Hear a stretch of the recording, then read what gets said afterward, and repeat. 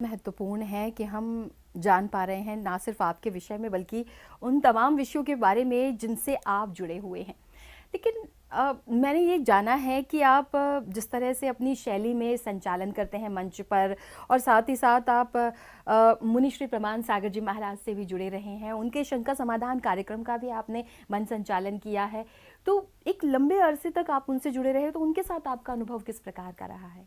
ज्योत्सना जी, आप कह रहे हैं कि जुड़े रहे, मैं कहता हूँ जुड़ा हूँ और जुड़ा रहूँगा, क्योंकि मुनिश्री प्रमाण सागर जी महाराज, मैं सच कहूँ तो संचालन की एक कला जो है मुझे पूज्य मुनिश्री प्रमाण सागर महाराज जी के चरणों में रह करके ही सीखने का प्रयास किया है, उनसे सीखा है। क्योंकि पूज्य गुरुदेव प्रमाण सागर महाराज जी का लोकप्रिय कार्यक्रम शंका समाधान, जो देश ही नहीं अपितु विदेश में भी लोग टीवी चैनल के सामने टकटकी लगा करके देखते हैं, सुनते हैं, अपनी शंकाओं का समाधान प्राप्त करते हैं।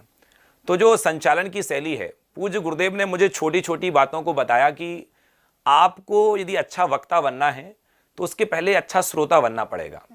जब तक आप अच्छे श्रोता नहीं हैं तो आप अच्छे वक्ता नहीं बन सकते हैं। और आप जब भी आप अपनी बात कहें तो श्रोताओं के अनुरूप ही अपनी बात कहें। आपको पहले ये जानना होगा कि सामने कैसे ऑडियंस हमारे सामने है, उनको क्या परोसना है और किस तरीके से परोसना है। तो वही संचालन की जो शैली है वो यही कहती है कि जब आप संचालन करें तो आपका जो आई कांटेक्ट है, जो इतने लोग बैठे हुए हैं उनसे आपका जुड़ाव होना चाहिए।